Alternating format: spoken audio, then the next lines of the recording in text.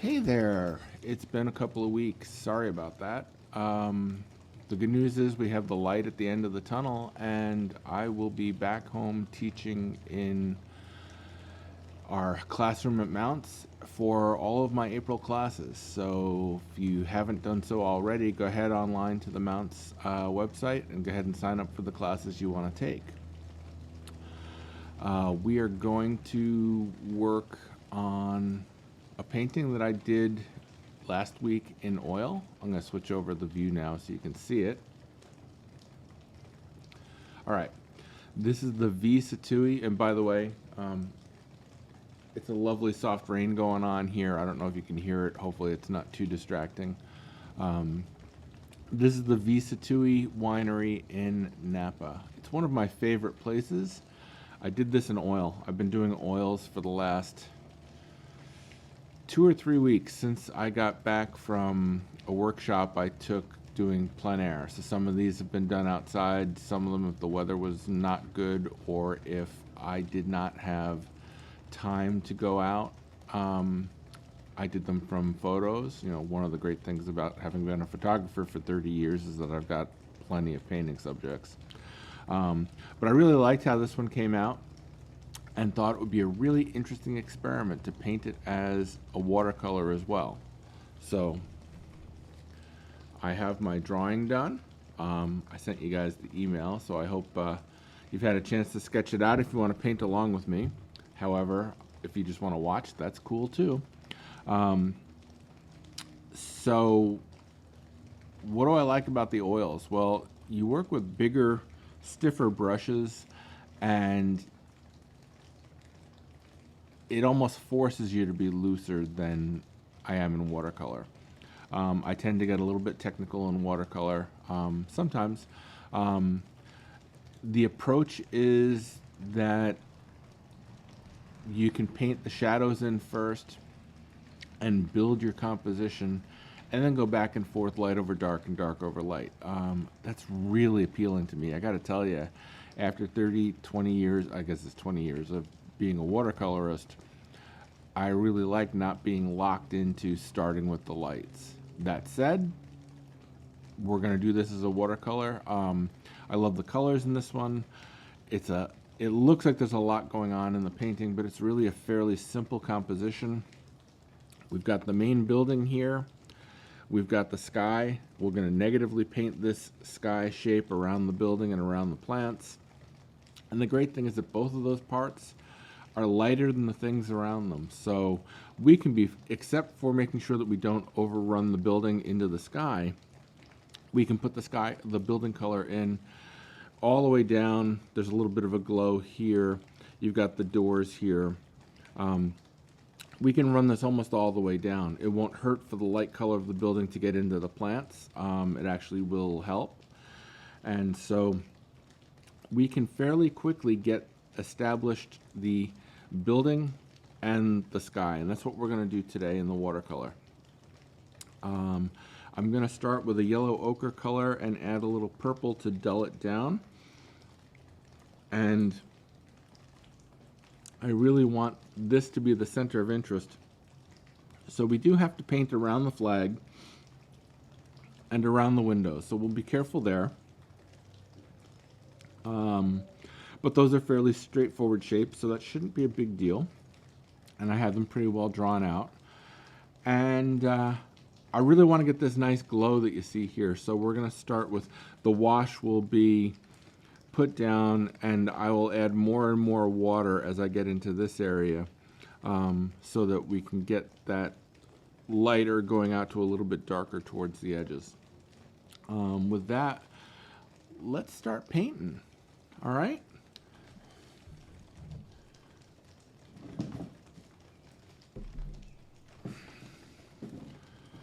All right, so like I said, yellow ochre or yellow ochre gold should be the color for the building. And I'm going to add a little bit of purple. And that kind of dulls it down and takes some of the shine off of that yellow ochre color. Otherwise it might be a little bit too warm, even with that strong sunlight hitting it. I'm going to work around the windows because they'll reflect the blue sky, and I'm going to work around the flag. And I'm going to actually start with putting some water here so I can go just around the flag. Nice and easy. And I can let gravity help me do that glow that I want to make. Okay, so now we've got that in there. There's a little bit of color because there's some color in my brush. And I'm going to get a big brush. I'm going to get a number 14 Yelesiev rosemary brush. I do really like these. And I'm going to come in here.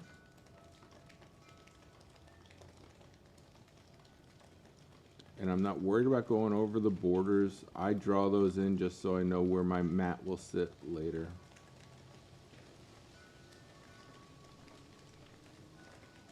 And we're going to do the shadow up on top of the building as a whole separate wash, so you don't need to worry about that. I'm really just going around the actual glass parts of the windows. Just so that I can get them right later. I'm also, tell you what, this stone has nice twinkling on it. So one of the things that I'm gonna do is, you know, if my brush gets a little dry and I end up dry brushing an area, that's okay. It's all good. Just take this right out to the edge here. It's okay if it goes down into these plants. Just watch those windows and watch that flag. Those are your two things you want to protect.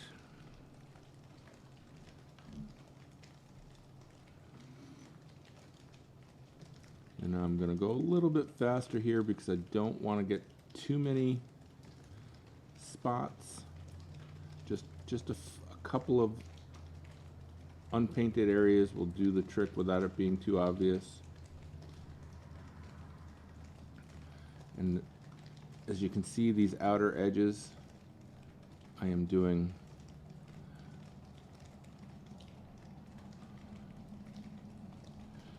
darker than the middle. Now I'm loading my brush with water.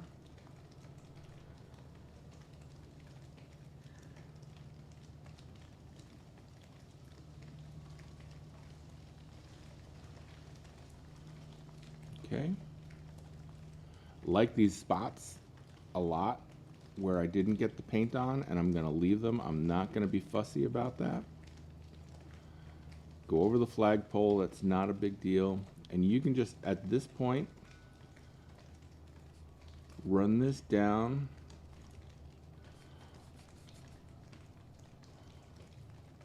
all the way to about here.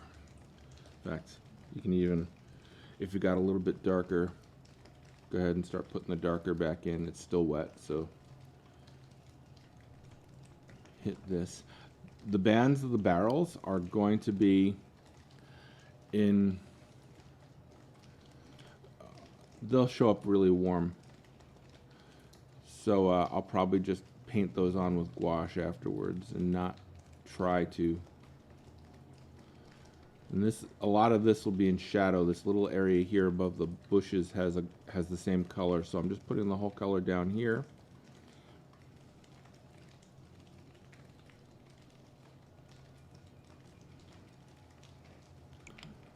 And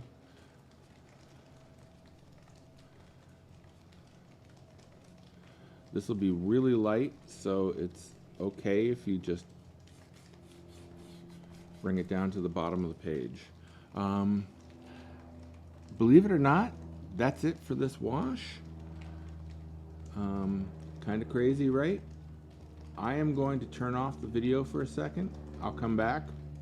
I'm going to dry this up nice, and then we will move on to putting in the sky.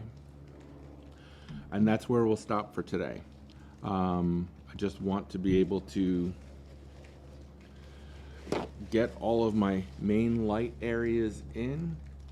If this area doesn't feel light enough, grab a piece of paper towel and blot a little bit. There we go. All right, I'll be back in a minute.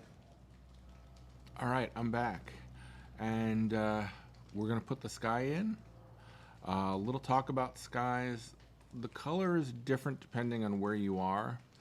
On the West Coast, like California, Napa Valley, the sky has a little bit more red in it than we have. Ours tends to be more of a cobalt with a little bit of something warming it up in the yellows or green that takes it down a little bit.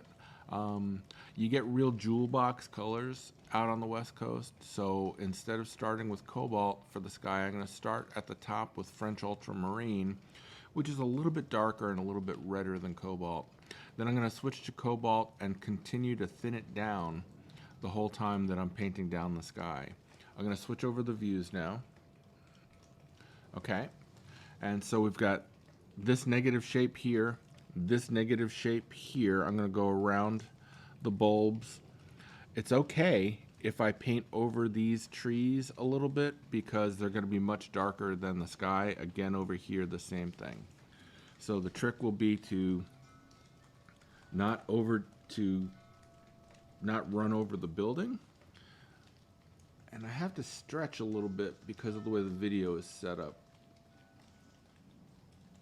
which also forces me to paint a little bit looser, I think, because my arm is extended. I'm just trying to get that line down there. All right, and that's the French ultramarine, and that's really strong and vibrant. And now I'm switching into the cobalt. Gotta finish going around the shape of the roof line, just like that.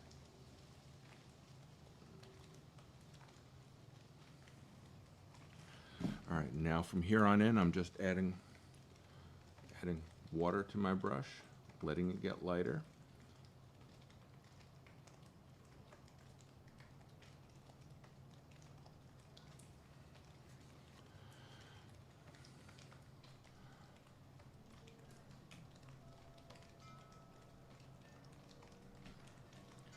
And that's not perfect, but if you saw the oil painting again, you would see that there's a dark edge there, that because you're just seeing a little bit of that tiny edge of the building, so it's okay. That you're going to see just a line, a dark line for that left-hand side of the building. So if we go over a little bit, it's not bad. And I'm simply just running this down, and I'm just going to do this shape just so that it's has a good spot to stop. Again, here is where the actual plants come in. But that dark blue, that jewel box ultramarine blue, really gives the building a place to sit and a place for it to exist, which really is nice. And it also counterbalances that warm color that is in the building. Now, I just need a second here to. This side I have to be a little bit more careful of than the other side because there is no sunny or no dark edge. So I'm carving negatively around the cypress tree or eucalyptus. I'm not sure what it is.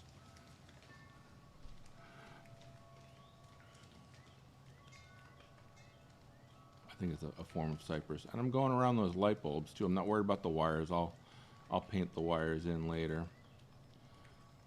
But just suggest the light bulbs. Don't go crazy. And don't stress, because you can always fix it later. Now, I have to get a move on because I'm going to let that paint dry if I don't get in here. And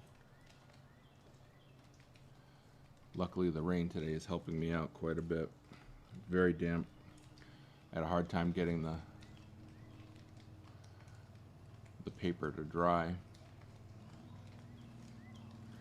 All right, at this point I'm going to switch down to the cobalt. And I'm not really worried about clouds if it gets light enough that, oh, I went over my bulbs. We're going to be painting those with white gouache or some gouache of some kind.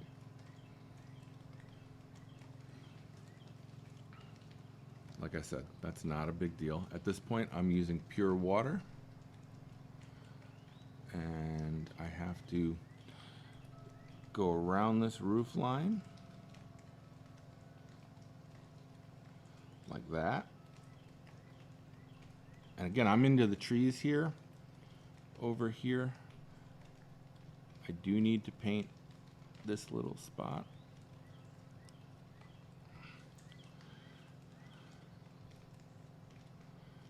And the good thing about what's happened here is that all of the sky holes for the trees are already painted, so I don't have to worry at all about getting that color back there. And again, these bushes and plants back here are going to be quite dark until we get to the lawn. So I can just run this down to the bottom here like this. The only other place that I need to put in the blue of the sky is in those windows. So I'm going to put some of that blue color on my brush, and I'm using a much smaller brush now. This is a number 2 Kolinsky Sable, and I have dry brushed out most of the paint so that I have some control over what I'm doing.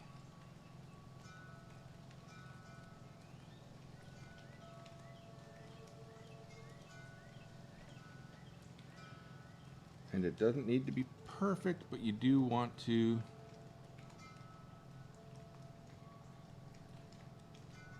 have that sky suggested, and sometimes leaving some of it blank is a good thing, so don't be afraid to do that.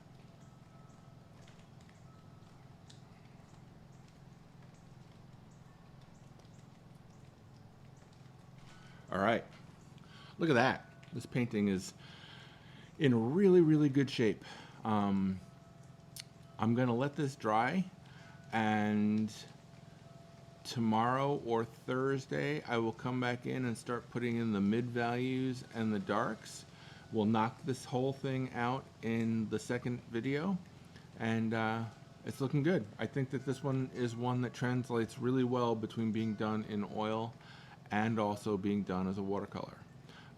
It still has a nice loose feel to it in the washes, and that will help when we get darker and darker and add more details. All right. All right, so go ahead and paint yours to the same point that I'm at, and I will have another video up either late Wednesday or during the day on Thursday, and we'll get this thing finished up and looking great. And I can't wait to see you guys again. I'm looking forward to coming back and working with you live in April. So fingers crossed, and we don't even need fingers crossed. We're going to do that. And I'm looking forward to doing watercolors with you guys and getting out at mounts and maybe even doing some painting outside there. Talk to you soon.